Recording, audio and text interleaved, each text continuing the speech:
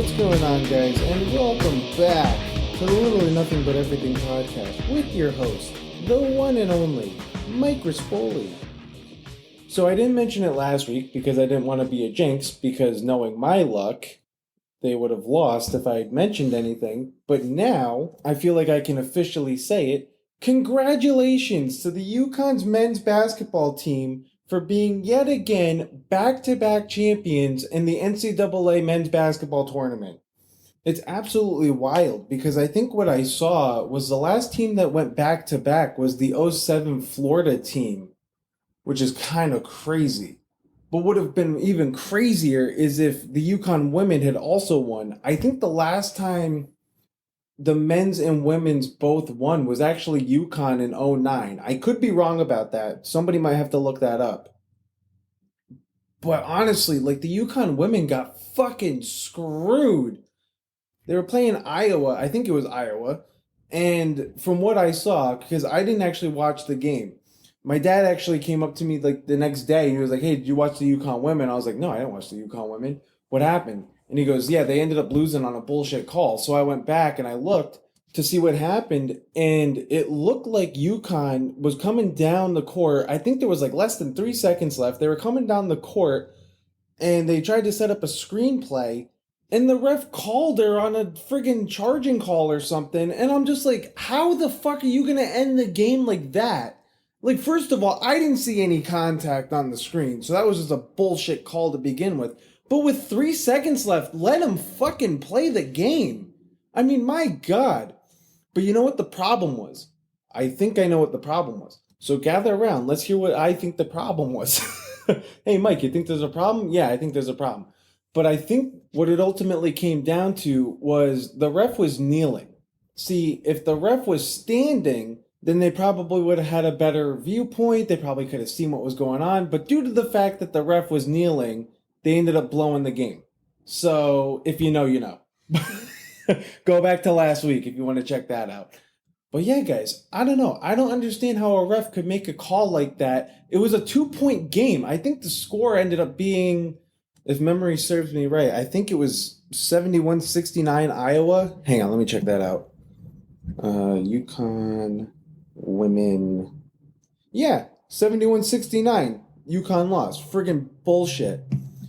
But you know what's funny is I actually heard Shaq in one of his, I don't know if it was an interview or if he was just doing like a one-off type thing on TV or what it was, but he actually said that he actually prefers watching women's basketball over watching the NBA.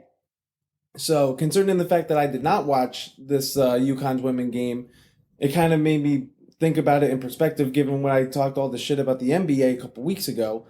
And I don't know, maybe the fact that Shaq said it, maybe I should start checking out women's ball. We shall see. But yeah, I still think that was a stupid loss. But at least congratulations to the men for getting the championship and bringing a W home back to UConn. Thank you, Dan Hurley, for doing what you do. I didn't know who the hell you were before UConn, but you're obviously a great coach, and your defense is elite.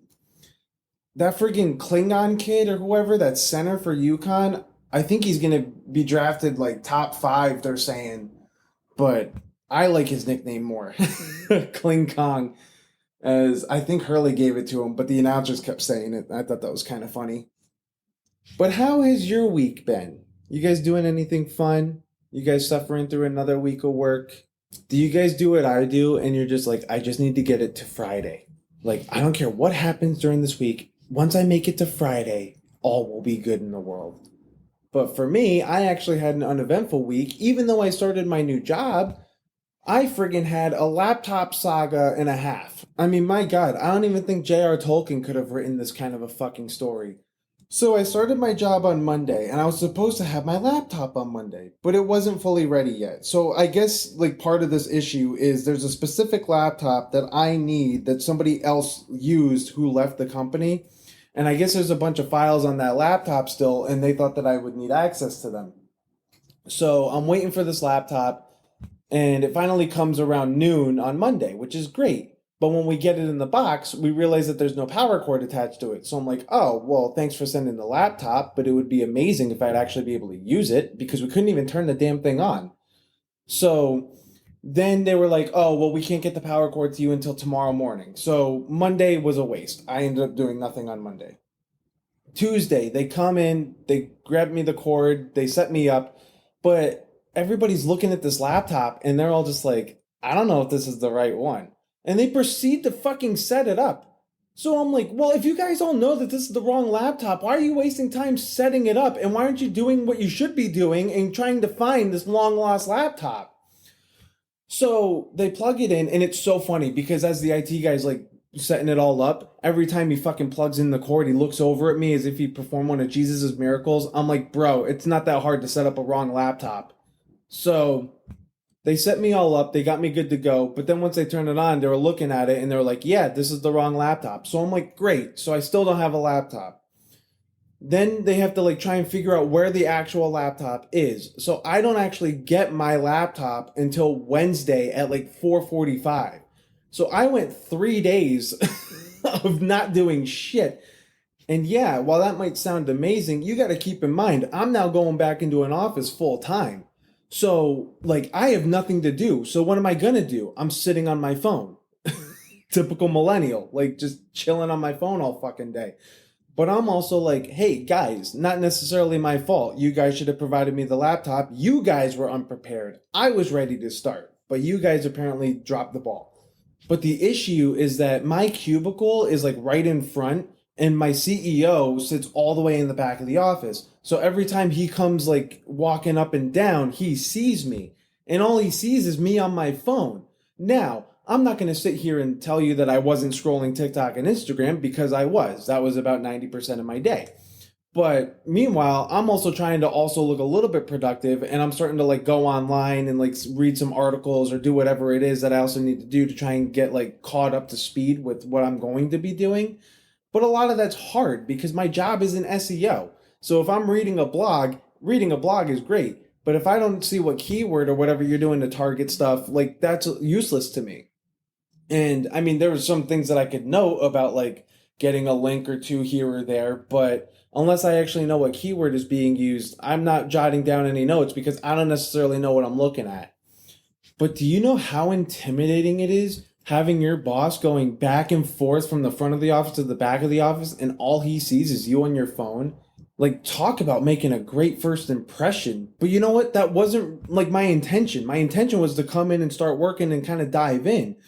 But I mean, what did they expect me to do for 8 hours sitting in the office? I really wish they just said, hey, you can go home. Like, if they don't have anything for me, then why are they making me sit there? Well, they're paying you to come in, so you may as well do it. But I'm just like, well, then this is what you get. You're going to get me on my phone. Like, don't know what to tell you, but maybe do better and make sure that you have a laptop for me next time. So, but you know, hopefully there isn't a next time because I shouldn't be having to deal with this again now that I officially got my laptop and it is Monday. So I pretty much went a full week of work without doing shit. So today was my first official day starting at the company. How many of you actually work in an office now, or is everybody just remote? Like, am I part of the minority here, or are companies actually seeming to go back into the office? I will say, like, today, even though it was like my first official day, I felt more productive working in an office than I did at home. Because I don't know what it is. At home, it's like I can always get to that, or your phone is directly in your pocket, or if you're like me and you have a home office and you have a TV in your office and you're just sitting there watching Netflix all day. So the procrastination is a little bit less, I feel, when I'm in the office versus when I'm home. Because at home, it really goes back to the idea of like, oh, I can get to it. Like procrastination becomes so real when you're not working in an office because you're always available. Like your computer is always there. And now it's kind of interesting because I have this mindset now of like, all right, 9 to 5. Like there's nothing I probably can't get done in this 8 hour window that I shouldn't be able to get done. So unless something's truly pressing or we're really trying to work on a project, 9 to 5 is my work window. Like I feel like that is something that people working remote don't really have is they don't truly have that work like home buffer because when you're always working at home, you're always expected to be like available, I think. Cuz I mean, even when I was working remote, I would try and do a quick workout in the day. And if somebody calls you, that totally screws it up because then they know that you're not like at your computer. You answering that phone, hello? Oh my gosh, that happened to me once and then it never happened again because I was just like, you know what, I can't risk this. But you know what? Then you also get pissed off because then it eats into your workout time. And anybody who's like me or anybody who knows me, like when I'm working out, I don't want any fucking distractions. Like even when I'm going to the gym, if I'm going with a friend, like that is not social hour. Like I am there to work out. I am not there to friggin' take selfies, pose in the fucking mirrors, and talk the whole time.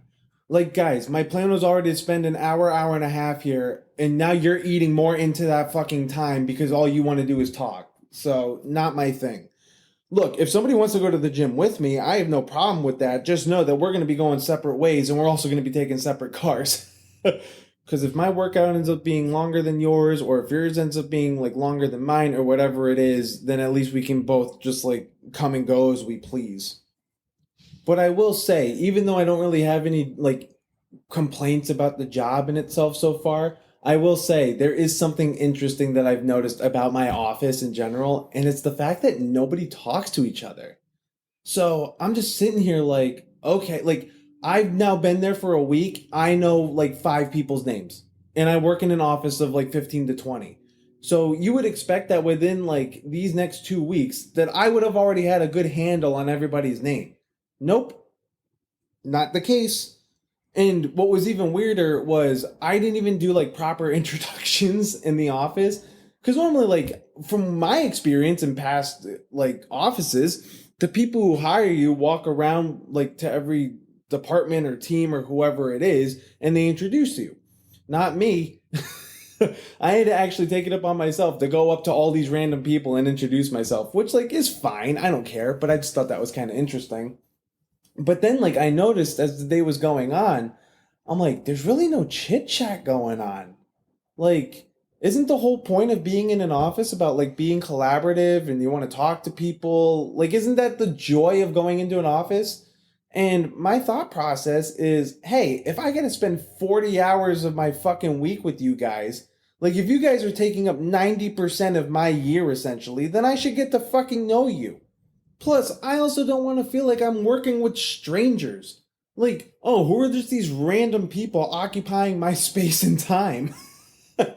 Like, I don't know, isn't that the whole point of like collaboration is you get to know who you're talking with and dealing with? Like, at least even if I don't like you, I'll know to avoid you. But I will say, I do think that there's a fine line between like collaboration and chit chat versus having it be excessive to the point where the company's like, we're just one big family.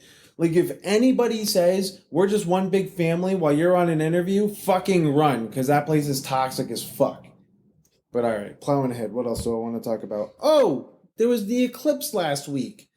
Did everybody go out and see it? Don't worry. If you missed it, it'll be back in 20 years. So at least you have that to look forward to. But yeah, so that was my first like office outing as a new employee. We all glasses it up. I don't know. How the fuck would you say that?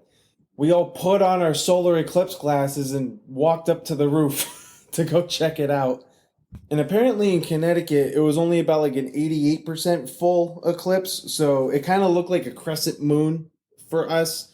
But what would have been really cool is if like we were out in the Midwest or something, we got to see the full eclipse. But if you got to see the full eclipse, what did it look like? Because for us, all it did was kind of turn into a cloudy day. So, but I will say, it's still kind of amazing how bright it was. Like, I don't know what I was expecting. I wasn't expecting total darkness, but I was kind of expecting it to be more like dark, like night-ish, like maybe around like, I don't know, 7 o'clock in the winter. I was expecting that kind of a vibe, but it just really kind of looked like an overly cloudy day, which wasn't too exciting, to be honest.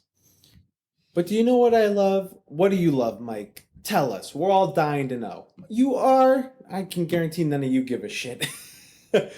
But what I absolutely love is whenever like these events happens, like the eclipses or I don't know, like a freaking hurricane or whatever it is, you have all these doomsday people. And this eclipse was kind of wild. I don't know what it was, But I just kept seeing like all this stuff on my TikTok with people being like, this is going to be God's reckoning. The revelation is coming. This is why all the elites are building their bunkers. You should make sure that you have enough food and water for 2 weeks. I'm just like, guys, this eclipse is like 3 days out. We have been tracking this eclipse for however the fuck long. And now all of a sudden you're worried and scared? Like, where was all of this doomsday crap when it was first initiated that they were tracking this damn thing? But you know what? I actually think that there's something to be said about all this because if people were that scared, I don't know, am I the only one that saw this, all this doomsday stuff about it being God's second coming and all that? But I have a feeling that if people were genuinely scared about it, then I feel like that's a good sign that humanity might be on the right track. Because I feel like even though religion is becoming ousted as the generations go on, people are still very fearful of God's wrath. And they're maybe questioning themselves of like, well, what the hell happens if there is a God? And they don't have any fucking answers. But you know what? If you really are afraid of God coming down and smiting all of us, then I think that means that people are more fearful of a physical God than they're more willing to admit. But you know what? I got some questions. Number one, what in the fuck have you done where you need to feel you need to physically hide from God? God is ever knowing and all powerful, as if he's not gonna fucking find you. Number one. Number two, what the hell makes you think that God is gonna take us all out on a Monday? Like, God has a sense of humor. I mean, look at all these fucking crazy people that are running around out there. Hell, you can maybe even include me in that. I'm not gonna lie. But God would not end humanity on the one day where we would all be like, well, at least I don't have to go to work tomorrow. That's not how God rolls. Number three, how fucking selfish and self-centered are you where you think that you're the one that God's going to salvage? And you know what? A sacrificial offering also does not include going to Stop and Shop and just buying the lamb off the rack. And on top of all of this, if you actually are a religious person and you truly did think that it really was the reckoning and it was God's second coming, how fucking stupid could you be? Because the Bible teaches us that God is all knowing and all powerful. So what in the hell makes you think that he would choose a day that he knew that we knew that he knew that we knew would be the day? I think I got that right, right? That he knew that we knew that he knew that we knew would be the day. Yeah, I think that's right, right? It has been a long fucking day here. Okay, plowing ahead. So even though it wasn't Massive Death Day, there was one death last week because apparently OJ died. Which I gotta be honest, I did not have that on my 2024 bingo card. So there you go. But I actually didn't find out until a day after he died because I guess he died on the 10th. And then I went into work, my first day with a computer on Thursday, and I saw that he had passed, and I was just like, holy crap. And my friend actually texted me, I guess his family put something on X. I don't know if you call it tweeting anymore. Does anybody know what you call it now? Is it Xing? I don't know, it just sounds dirty. But if you haven't seen the tweet, I'll read it to you because my friend sent it to me. And it goes, on April 10th, our father, Orenthal James Simpson, succumbed to his battle with cancer. He was surrounded by his children and grandchildren. During this time of transition, his family asks that you please respect their wishes for privacy and grace. The Simpson family. Now, I saw that, and my first thoughts were privacy and grace? You're wishing for privacy and grace. Really? You're wishing for privacy and grace? Did you give what's-her-nuts there, Nicole Brown Simpson, privacy and grace when you slashed her throat? I don't think so. But I don't know. I feel like it's really hard to kind of like feel sad about it considering the fact that this man is a known murderer. And what never made sense to me was the fact that he actually got caught stealing his own memorabilia. I don't know why he did that. Can somebody explain it to me? Like, to me, that's like robbing your own house. And part of me wonders if the reason why he was stealing his own shit was just as a way to get caught because he just couldn't deal with the guilt of the murder anymore and he just felt like he had to do some sort of a punishment. I don't know. I mean, does anybody think that it wasn't legit? Like, does anybody out there think that he actually didn't do it? I've seen some wild conspiracies where they're saying that it was maybe his son and all of the stuff that OJ did was just there to cover up his son. But how old would his son have been at that time? What time did the murder happen? 1995? How old is his son now? Somebody look that up for me. But I don't know. To me, there's no shred of a doubt that he did it. But it's funny because gonna show some of my privilege here. My high school, as wild as this sounds, I actually took a forensic science class in my high school. And I mean, this is when I'm talking about some of the privilege because I went to a very wealthy town high school that was also majority white. So we had a lot of stuff that we could offer. And my high school was also 3,000 kids. So when we got our class booklet, it was also like reading through like a mini college like class courses that you could take. But one of the classes was forensic science. And pretty much, if you don't know what forensic science is, it's all like the stuff that you would deal with in CSI. And I actually do remember we covered the OJ case. And there are some things that can make you speculate as to whether or not he did it. Now, I personally think he did it. I don't think there's enough overwhelming evidence to portray that he didn't do it. Kind of like I don't think there's enough evidence that Trump won that election. I feel like those two are kind of comparable. But from what I remember, everything was about like the means, motive, and opportunity, right? So the means is how they were going to do it, the motive is why they wanted to do it, and the opportunity was when they were going to do it. So OJ fit all three of those categories because the motive was he was just a jealous ex. His opportunity was the fact that he just went and killed her, and his means was the knife that has supposedly never been found, which I still think is bullshit. Did nobody check the airport that he went to? Like, how do we not know where this knife is? You got bloody gloves, you got the boots, but how the fuck does nobody know where this knife is? Is it still lodged in her neck somewhere? So, anyways, apparently on the crime scene, all of the evidence wasn't really handled properly. Like, I guess there's a chain of command that you have to follow, and the evidence didn't go hand in hand with who it was supposed to be handled by. And then there was also something about there was blood somewhere, and there's a chemical used to reliquify the blood so they could collect it as a sample, but it was oversaturated with this chemical. So they thought that there was like tampering with evidence, which also coincides with the fact that every fucking cop on this case was apparently mad racist. I mean, I think there were tapes that were brought out during the case about the police force that was on it. And when the tapes got brought into court, pretty much all of the cops had to plead the fifth so they wouldn't self-incriminate themselves on some of the racist stuff that they were saying. So it actually makes sense. And if you haven't seen it, check out the FX documentary. I don't even know if it was a documentary. It was kind of a TV show. But they reportrayed the OJ trial. Cuba Gooding Jr.'s in it. Ross from Friends is in it. What the fuck is his name? David Schwimmer. But it's a multi-episode series about the OJ case, and they go into all of this stuff. But what they also don't kind of show is, I mean, in the 90s, you kind of had this thing with cops versus black people. So it made sense as to why the trial was going more in a civil rights case. Because at the same time, in 1992, you had the Rodney King riots. You've also got this gangster rap music that's starting to become more popularized, that's expressing the issues that minorities are having with cops. So, along with all the tampering, it could make sense as to how the legal case turned it into a civil rights case where, oh, we're just convicting OJ just because he's a black guy and he's actually innocent. But, I mean, if the glove doesn't fit, you must acquit. Bullshit. With that fucking latex glove underneath, that motherfucker was putting a condom on top of a condom. I mean, that whole glove thing is fucking so dumb. You put a latex glove underneath a freaking leather glove, and then you just see him. He's just kind of lightly pulling it because he doesn't want it to fit, but it fucking fits. And I love how now, after his death, they were showing a photo that was going around with OJ wearing the gloves in a photo 8 months prior to the death. It's like, come on. Oh no, I'm sorry. I meant to say unaliving. Because apparently, I don't know if you guys have noticed this. Am I the only one that picked this up?